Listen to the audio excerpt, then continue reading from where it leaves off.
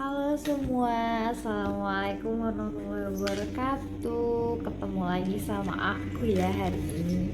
Gimana nih kabarnya teman-teman semua? Sehat nggak nih? Alhamdulillah. Aku kondisinya alhamdulillah sehat. Terus alhamdulillah juga nih update pagi ini di tempat tinggal aku. Sekarang udah mulai hujan. Jadi uh, beberapa waktu belakangan kan nggak pernah hujan ya, sampai kekeringan, sampai susah air. Jadi alhamdulillahnya udah beberapa hari itu setiap pagi tuh hujan, subuh juga hujan. Gimana nih tempat tinggal kalian, kira-kira lagi kekurangan air juga nggak sih? Lagi pada kemarau nggak sih? Oke, kita udah tanya-tanya kabar dan sekarang aku mau cerita sebenarnya bingung sih mau cerita apa, karena bingung cari topik apa ya. Mungkin ini aja deh. Aku pengen berbagi cerita terkait ini aja. Em,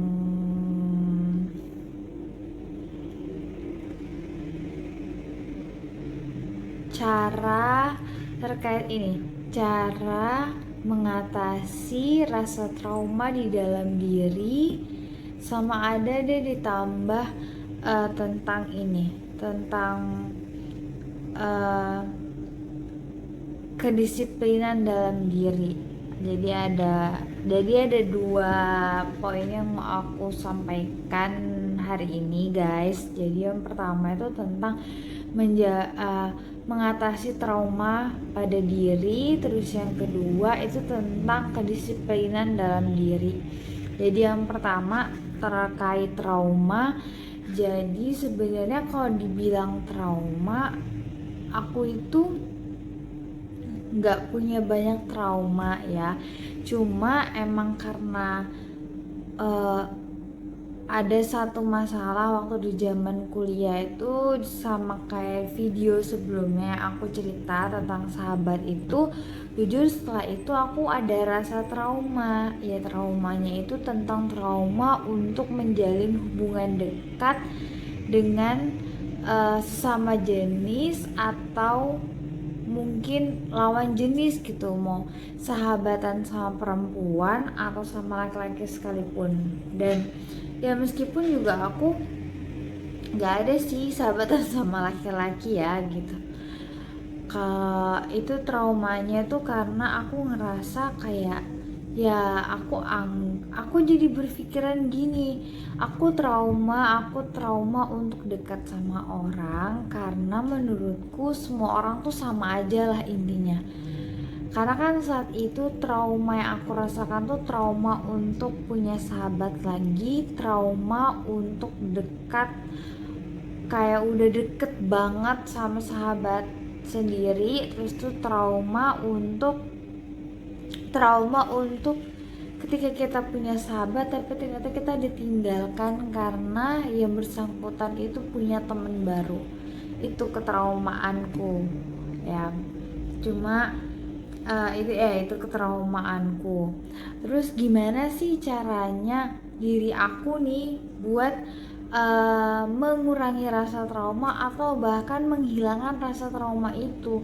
Ya pasti mungkin teman-teman di luar sana juga pernah ya merasakan trauma yang sama, meskipun traumanya beda. Mungkin ada yang di tentang persahabatan, atau mungkin ada trauma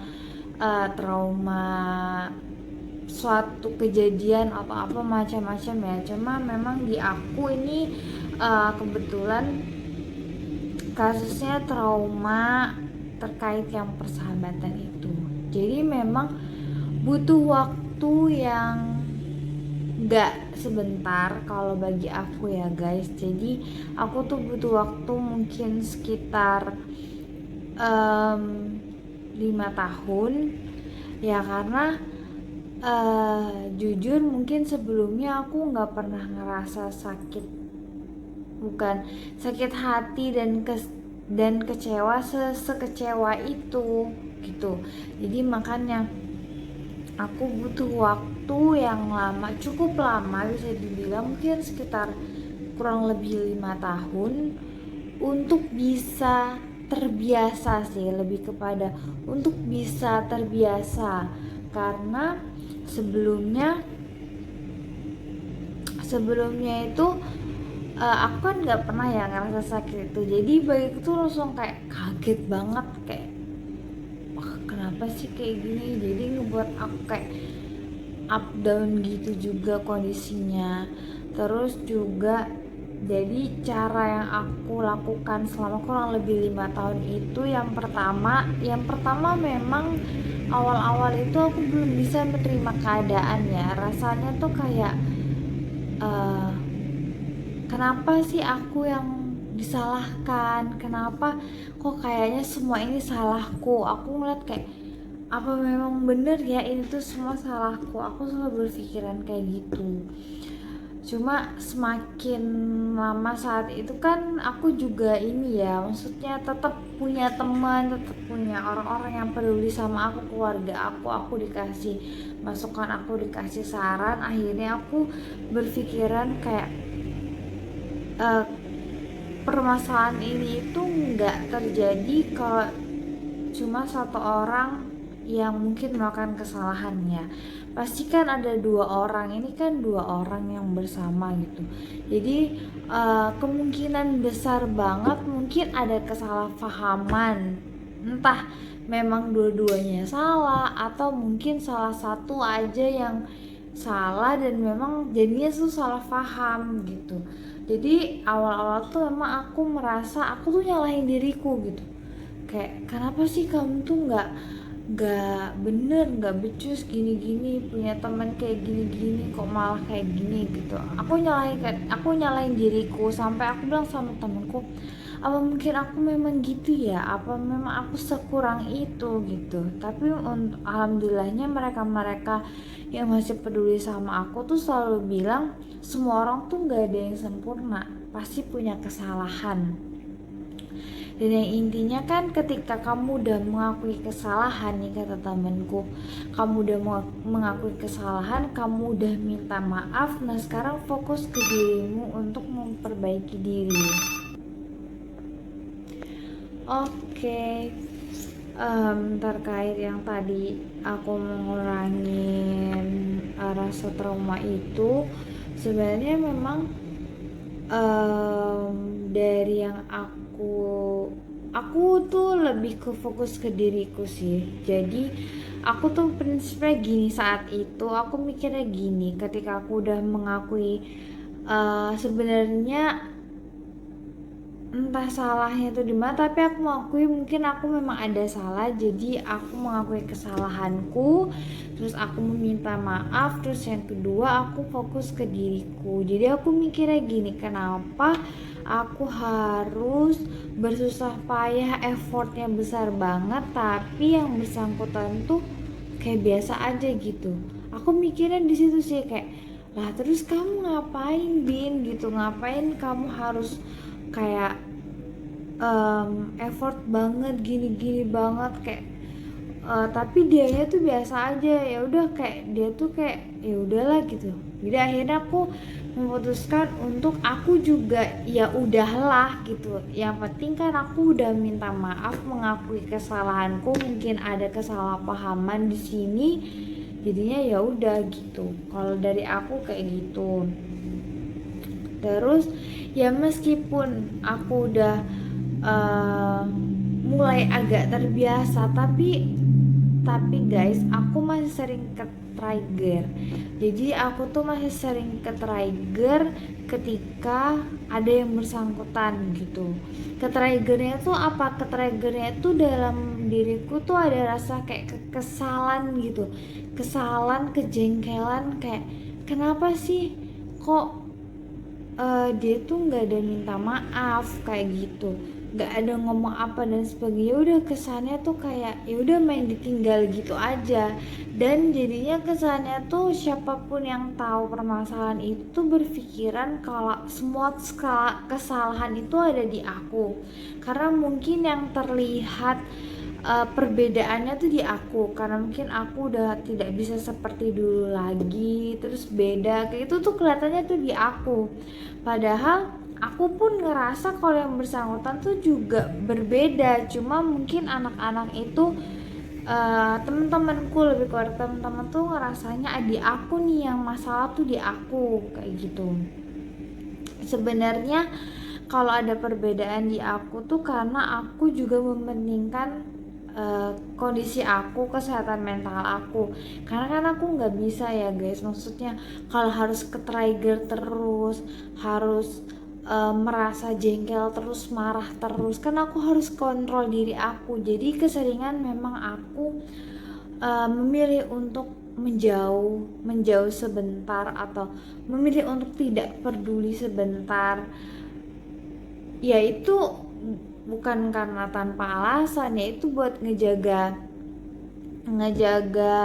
kondisi mental aku juga gitu. Cuma mungkin memang saat itu tuh aku memang banyak ceritanya juga ke keluarga, ke orang tua untuk dikasih saran seperti ini ya aku jalanin gitu, sampai akhirnya memang nggak kerasa banget. Itu kurang lebih itu sampai di kurang lebih 5 tahun ya, kurang lebih 5 tahun tuh emang nggak kerasa. Alhamdulillahnya aja udah bisa nerima keadaan, dari aku pribadi udah bisa menerima keadaan, terus rasa trauma itu juga jujur udah mulai berkurang, bahkan aku udah mulai terbuka untuk kalau memang ada yang mau, maksudnya kalau ada kita merasa kita sefrekuensi terus kita dekat, alhamdulillahnya aku tuh udah mulai terbuka, oh iya oke, aku mau gitu, selama aku masih pakai kunci kalau semua orang itu berbeda. Maksudnya semua orang itu belum tentu tuh ketika kamu sahabatan dengan orang ini juga ini bakal nanti kayak yang kemarin tuh gitu, enggak, karena kan semua orang itu kan yang berbeda ya. Jadi di situ aku selalu make tuh kalau oh iya kan semua orang tuh berbeda gitu, kita nggak boleh negatif thinking dulu gitu, kita kan nggak tahu ya isi hati orang gitu, bisa aja memang orang ini tuh serius untuk berteman baik sama kita gitu loh, nggak ada unsur apa-apa, terus emang mungkin sifat-sifat orang kan berbeda ya, mungkin ada orang yang sifat ketika nemu hal yang baru meninggalkan hal yang lama, terus ada juga orang yang emang konsisten komitmen sama yang sudah dia punya, nggak pergi-pergi kayak gitu kan, beda-beda. Jadi aku selalu pakai prinsip itu ketika memang ada orang yang mau berteman baik sama aku, sahabatan sama aku pakai prinsip itu gitu. Makanya alhamdulillah sampai sekarang kalau dibilang terobati rasa traumanya itu ya sekitar 90%. Nah 10% nya itu terkadang aku masih suka ke trigger tuh sampai sekarang guys gitu, cuma memang aku nggak ke trigger ketika ada yang bersangkutan, tapi aku nggak yang trauma kayak aku nggak mau deket sama itu, enggak, alhamdulillahnya sampai sekarang udah enggak. Terus juga aku tetap sih kalau misalnya ada apa aku minta saran yang terdekat kan, alhamdulillah udah punya suami, jadi kadang aku tuh cerita curhat itu ke suami, minta sarannya tuh ke suami baiknya tuh gimana gitu. Kalau dibilang legowo juga alhamdulillah insyaallah legowo, ya udah kalau memang jalannya kayak gini ya udah gitu. Nah toh juga udah bahagia masing-masing, punya teman masing-masing, punya kehidupan masing-masing, ya udah kalau aku mikirnya kayak gitu. Jadi gitu guys, sekilas cerita tentang gimana cara aku mengatasi rasa trauma, menghilangkan rasa trauma itu gitu.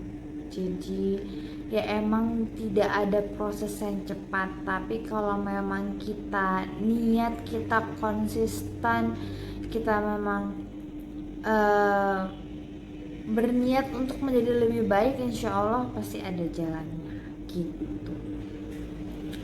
Terus yang kedua, tadi aku mau cerita soal kedisiplinan ya. Ya, jadi soal kedisiplinan itu ada cerita unik sih. Waktu ini tuh aku keinget salah satu cerita waktu aku zaman SMK. Kan zaman SMK tuh jarak dari rumah ke sekolahku itu kurang lebih itu 1 jam. Itu termasuk jauh banget sih, karena sekolah aku tuh di tengah kota, tapi rumah aku tuh di pinggiran kota gitu, udah masuk kayak di kampung gitu.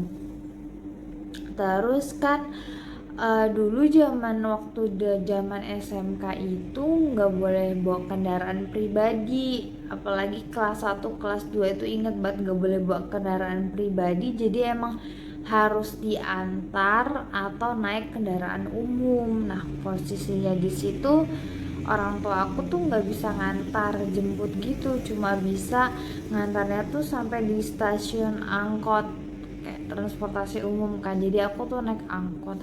Bayangin kan guys, jadi kalau naik angkot itu kan otomatis kan stop kan. Nah,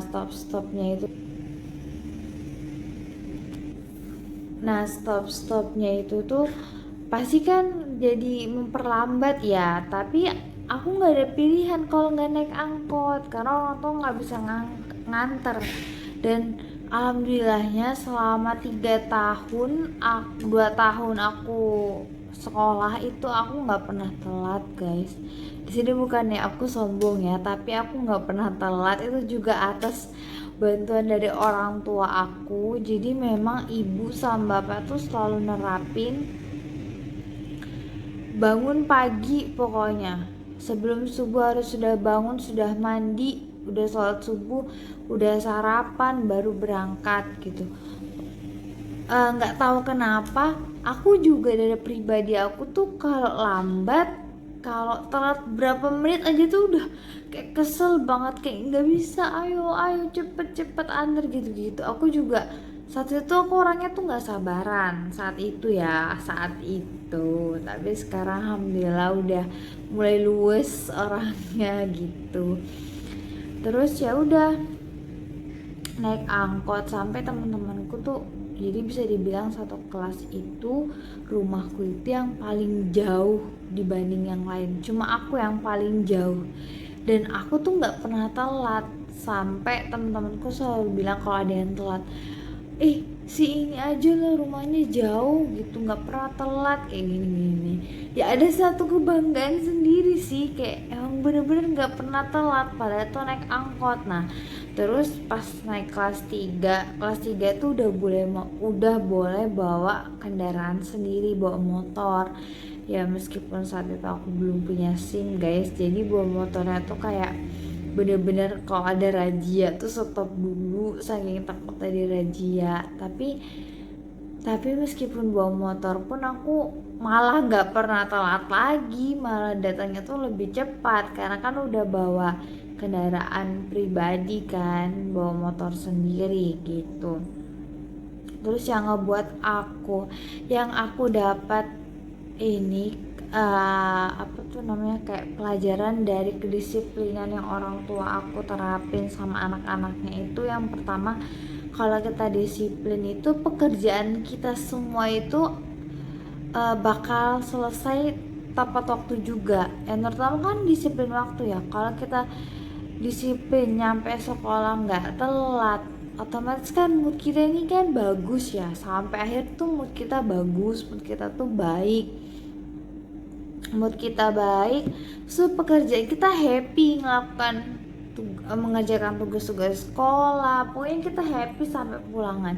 Coba kalau misalnya kita terlambat, pasti kan udah dihukum, udah bete, udah kesel, malu, terus itu capek mungkin kan karena dihukum, nggak semangat lagi belajar dan sebagainya.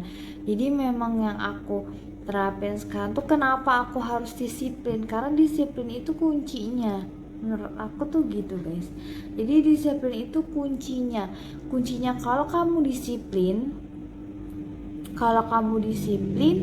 ya berarti uh, ntar urusan itu bakal mudah gitu. Disiplin waktu juga, disiplin waktu tuh paling penting sampai sekarang, sampai ke organisasi sampai sekarang sih aku, terlebih waktu aku di organisasi, disiplin waktu tuh penting banget. Karena apalagi ketika kita menjadi seorang pemimpin atau panutan kan kita dilihat ya, jadi kita sering dilihat. Kalau kita nggak disiplin pasti kan kok dia nggak disiplin sih, gini-gini, ini apa-apaan nih, telat dan sebagainya gitu. Jadi aku memang pakai ilmu itu tuh sampai sekarang yang bener diterapin sama orang tua aku. Disiplin itu penting gitu. Nah, mau kamu ketemu sama siapa aja, mau datang kemana aja, kalau bisa tuh disiplin. Datang in time itu lebih baik. Misalnya lebih baik kita nunggu gitu. Nah, apalagi kalau memang bisa on time, bener-bener di jamnya itu bisa. Kalau memang telat ya mungkin telat karena memang hal-hal yang urgent, itu ya nggak apa-apa, yang penting kan konfirmasi. Tapi kalau emang bisa didik, yang penting kan intinya disiplin waktu ya, disiplin waktu. Jadi gitu, kalau menurutku tuh sih penting banget sih disiplin waktu, dan emang harus dijaga sampai tua pun gitu. Nah, karena emang di kerjaan sendiri disiplin waktu tuh kan jadi kayak sorotan banget ya. Apalagi kalau kita datangnya nggak pernah terlambat juga dilihat, tapi kalau kita datangnya selalu terlambat juga jadi ini apa namanya, sorotan juga gitu. Jadi kayak penting itu kedisiplinan. Kita nggak pernah terlambat tuh juga ngebuat hidup kita yang enak, di hidup kita sendiri enak gitu. Kalau misalnya kamu terlambat juga, ya kamu juga yang merasakan dampaknya, kamu juga yang merasakan malunya kayak gitu. Jadi yang buat dari zaman sekolah pun aku tuh kalau bisa aku tuh nggak, jangan terlambat gini ya, pasti malu ya kan, malu terlambat. Kayak apalagi terlambat kalau misalnya sampai alasan tuh kesiangan tuh kayak malu banget, kok bisa sih gini gitu. Jadi ya pesanku buat teman-teman juga, kalau bisa disiplinnya itu tetap dipertahankan. Kalau memang kamu sekarang dalam kondisi yang memang udah jadi orang yang disiplin banget, itu pertahankan banget. Tapi kalau emang kamu belum dalam kondisi orang yang disiplin, terlebih disiplin waktu, ya belajar dari sekarang. Kalau nggak dari sekarang tuh kapan lagi?